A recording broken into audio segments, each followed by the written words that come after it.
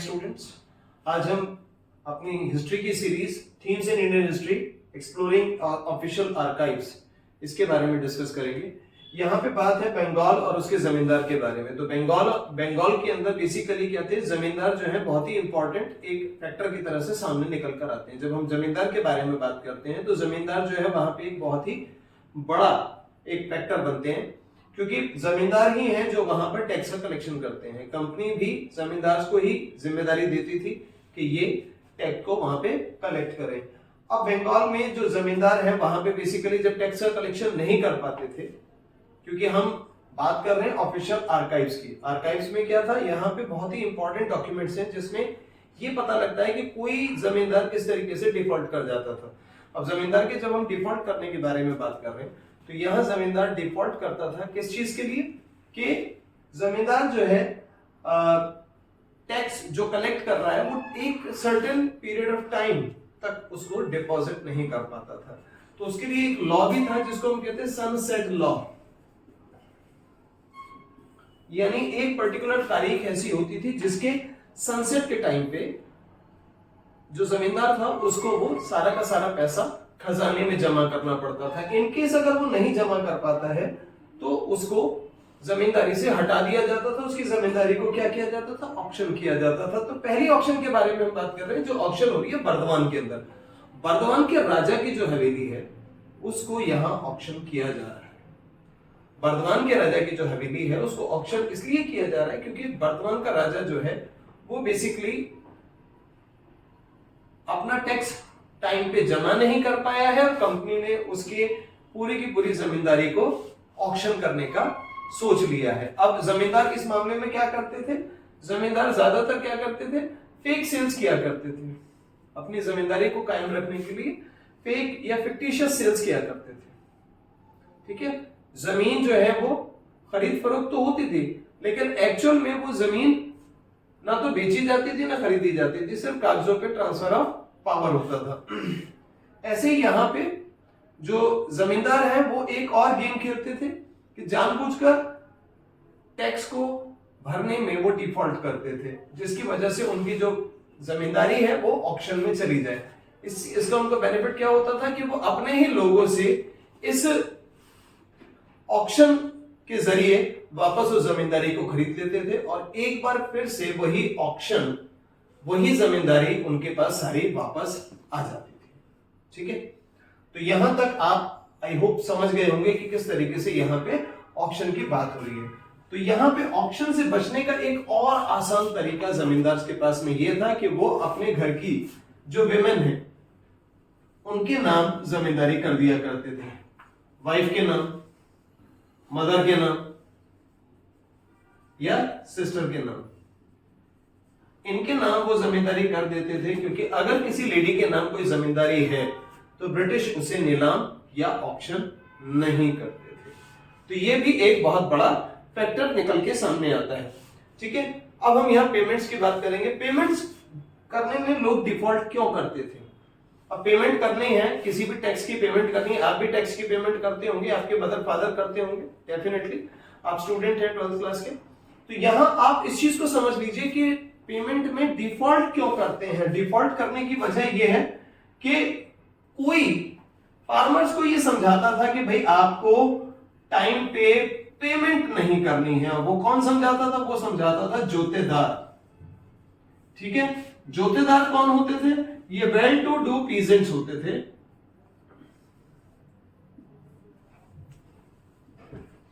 यहां समझ आया, वेल टू डू पीजेंट्स होते थे जिनको हम जोतेदार बोलते थे। ये जोतेदार क्या करते थे, फार्मर्स को भड़काते थे। ठीक है, जमींदार बेसिकली कभी गांव में नहीं रहते थे। अब आप जमींदार को कहेंगे कि वो गांव में रहेगा तो नहीं रहता। अभी हम किसके बारे में बात कर रहे हैं, बर्दवान के जमींदार के बारे में बात कर रहे हैं जिसकी हवेली नीलाम होने जा रही है। बर्दवान कहां है, बर्दवान कोई गांव में तो है नहीं। ठीक है, तो यहां जमींदार क्या करेगा, यहां जो जमींदार है वो क्या करेगा, वो बर्दवान में रहता है। जोतेदार गांव में रहता है, फार्मर भी गांव में रहता है। फार्मर को किसी भी चीज की जरूरत है तो वो कहां जाएगा, जोतेदार के पास में जाएगा। जोतेदार उसकी हेल्प करेगा और बदले में कहेगा जमींदार को आप टैक्स मत दीजिए टाइम पे। और जब ये टैक्स में डिफॉल्ट कर जाएगा तो ये जमींदार की जब ये एसेट्स ऑक्शन होंगी तो इसको जोतेदार खरीद लेगा। तो जोतेदार का अपना इंटरेस्ट इसके अंदर बहुत गहरा जुड़ा हुआ था। ठीक है, तो यहां पे आप समझ लीजिए कि किस तरीके से जोतेदार जो है वहां के फार्मर्स को मोबिलाइज करते थे, और एक बार फार्मर्स मोबिलाइज होने शुरू हो गए तो बाकी सारा काम आसानी से हो जाता था। अब यहां सबसे पहले फिर हम वापस आते हैं इसी ऑक्शन के ऊपर। यहां पे ऑक्शन हो रहा है, और ऑक्शन जो है जमींदार क्या करते थे, इन जोतेदारों के ऊपर डिपेंड नहीं करते थे, वो अपने ही लोगों से इस जमीन को खरीदवा लेते थे, और बाद में क्या करते थे, ये लोग फिर वापस डिफॉल्ट कर जाते थे, और कंपनी क्या करती थी, जमींदार के पास आकर रिक्वेस्ट किया करती थी कि सर वापस टैक्स कलेक्शन का काम संभाल लीजिए, आपसे रिक्वेस्ट है जमींदार साहब आप टैक्स कलेक्शन का काम संभाल लीजिए, क्योंकि यहां ऑक्शन होने के बाद में जिसने भी इस ऑक्शन को खरीदा है उसने भी टैक्स को डिपॉजिट नहीं किया है। अब जिस टैक्स को कोई डिपॉजिट नहीं करेगा, पहले भी टैक्स डिपॉजिट नहीं हो रहा था, अभी भी टैक्स डिपॉजिट नहीं हो रहा, इसका मतलब यह है कि सरकारी खजाने में पैसा आया ही नहीं। समझ रहे? जब सरकारी खजाने में पैसा नहीं आएगा तो क्या होगा, नुकसान होगा। ऑब्वियसली जो भी लोगों के वर्क हैं, जो भी पब्लिक वेलफेयर के वर्क हैं, वो कहीं ना कहीं रुक जाएंगे। और कंपनी तो वैसे भी पब्लिक वेलफेयर के वर्क के ऊपर ज्यादा डिपेंड नहीं करती थी, वो कंपनी जो है बेसिकली अपने प्रॉफिट के लिए काम करती थी। तो यहां अपने प्रॉफिट के लिए तो कुछ भी नहीं कर पा रहे, तो यहां वो वापस रिक्वेस्ट करते थे, जमींदार वापस पावर में आ जाते थे, और जमींदार यहां वापस टैक्स कलेक्शन का काम संभाल लेते थे। यहां जमींदार वापस टैक्स कलेक्शन का काम संभाल लिया करते थे। ठीक है, अब टैक्स की इतनी बुरी हालत हुई क्यों? क्योंकि 1793 में एक सेटलमेंट आया था जिसे कहते हैं परमानेंट सेटलमेंट।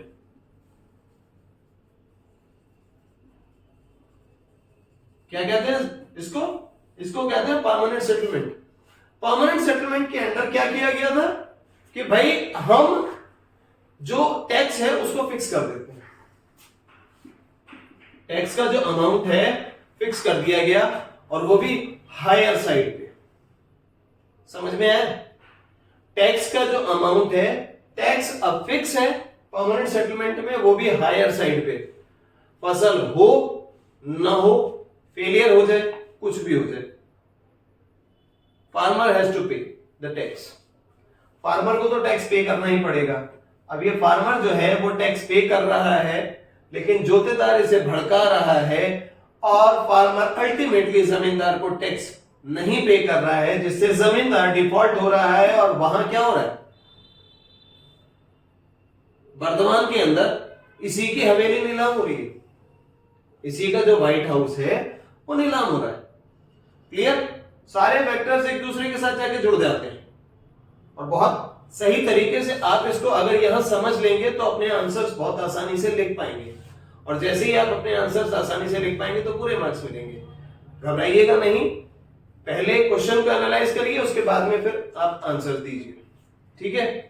जमींदारों ने इसी बात के लिए रजिस्ट किया कि भाई हमसे आप सनसेट लॉ के तहत टैक्स क्यों ले रहे हैं, इतना हायर साइड पे टैक्स क्यों ले रहे हैं।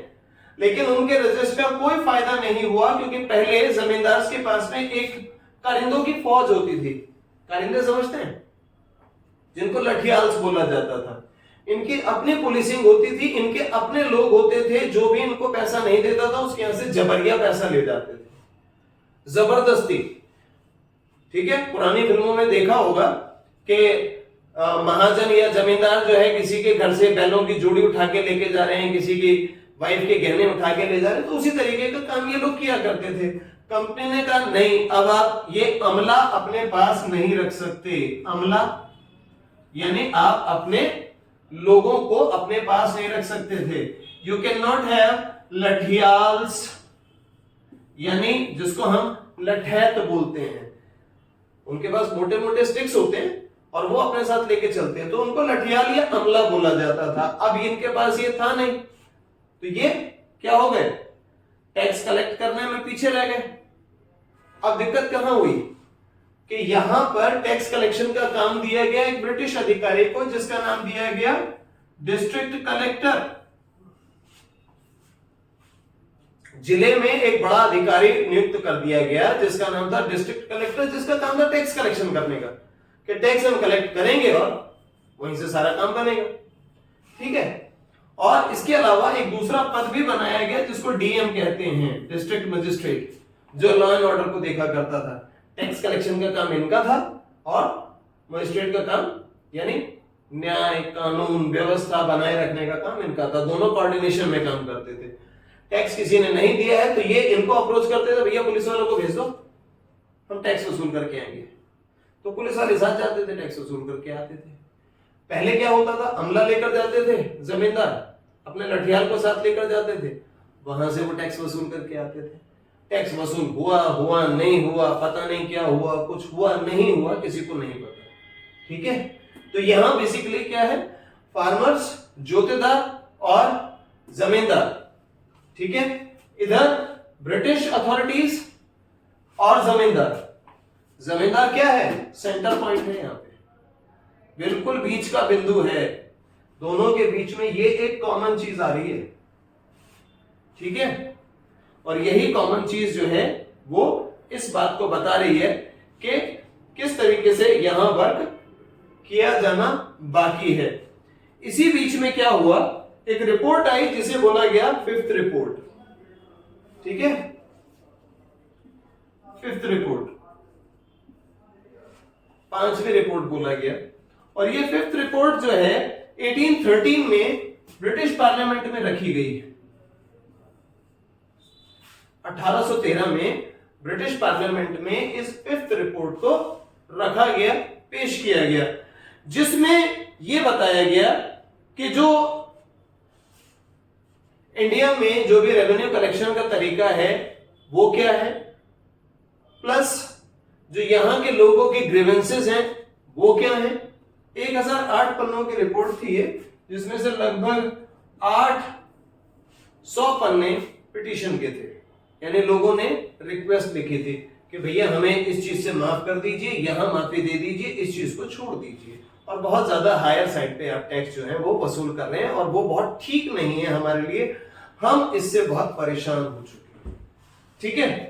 तो ये सारी चीजें हुई। अब यहां बहुत सारे रिसर्चर्स इस बात को भी कहते हैं कि यहां पे अलग अलग तरीके से लोगों को एक्सप्लॉइट करने का काम किया गया। जब हम बात करते हैं अलग अलग तरीके से लोगों को यहां इनका काम किया गया, तो फिफ्थ रिपोर्ट में इस चीज का भी जिक्र किया गया कि यहां जो राजमहल हिल्स हैं, कहां है, राजमहल हिल्स, यहां पे बेसिकली क्या है, यहां पे एक ग्रुप रहता है जिसका नाम है पहाड़िया। ठीक है। इनको पहाड़ियास बोला जाता है। पहाड़ियास से जब बोला गया कि राजमहल हिल्स के फुट हिल्स पर, यानी निचले इलाके पे, तराई के इलाके के नजदीक जो चढ़ाई का इलाका है, वहां पे आप क्या करिए, पेड़ों को काट दीजिए। तो पहाड़ियास ने उसको मना कर दिया। और पहाड़ियास वैसे भी बहुत अटैक, लड़ाकू टाइप के लोग थे। ये जमींदारों के ऊपर रेड करते थे और बदले में बूटी ले लिया करते थे, यानी कि अनाज, दूसरी चीजें, खाने पीने की चीजें वो ले लिया करते थे। तो इन्होंने क्या किया, पहाड़ियास ने मना कर दिया। इन पहाड़ियास को काउंटर करने के लिए यहां पर संथाल बसाए गए। ठीक है। संथालों का यहां पे इतना बड़ा प्रसार हुआ, इतने ज्यादा विलेजेस यहां बढ़ते गए कि इसको संथाल परगना कहने लगे, कि पूरा परगना जो है वो संथालों का है। संथाल बहुत ही लड़ाकू जाति थी, जैसे पहाड़िया थे। तो संथालों के वहां आने के बाद पहाड़िया और संथालों के बीच जरूर संघर्ष हुआ होगा, एक दूसरे के साथ जरूर कंफ्लिक्ट हुआ होगा। क्योंकि ये कंफ्लिक्ट हुआ और पहाड़िया यहां से अंदर इंटीरियर ऑफ राजमहल हिल्स, राजमहल की पहाड़ियों में अंदर कहीं चले गए, और बाद में उनका कोई जिक्र किसी जगह पर, किसी रिपोर्ट में नहीं होता है। शायद वो किसी सेटल्ड लाइफ की तलाश में आगे बढ़ गए होंगे, या फिर उन्होंने अपने आप को मेन स्ट्रीम में शामिल कर लिया होगा। हम ऐसा मान सकते हैं, क्योंकि हमारे पास में रिपोर्ट तो कोई है नहीं। अगर रिपोर्ट हो तो हम उसके बारे में कुछ बता सकते हैं आपको। ठीक है। यहां पे 1810 में संथाल को यहां बसाना शुरू किया गया था, और ये यहां के पायनियर सेटलर्स थे। ठीक है। पायनियर सेटलर्स का मतलब सबसे पहली बार यहाँ पे आके सेटल होने वाले लोग थे। ये थी राजमहल हिल्स, जहां पे संथाल आकर रहने शुरू हुए थे, और यही पूरा इलाका जो है संथाल परगना के नाम से बहुत ही फेमस हुआ था, और संथालों ने यहाँ पे अपना फेमस विद्रोह भी किया था। हम मिलते हैं नेक्स्ट लेक्चर में। मेरे पुराने लेक्चर्स आप बहुत अच्छी तरह देख सकते हैं। इसके अलावा किसी को भी अगर कोई प्रॉब्लम है तो इस नंबर पर कांटेक्ट कर सकते हैं व्हाट्सएप के जरिए। Thank you very much.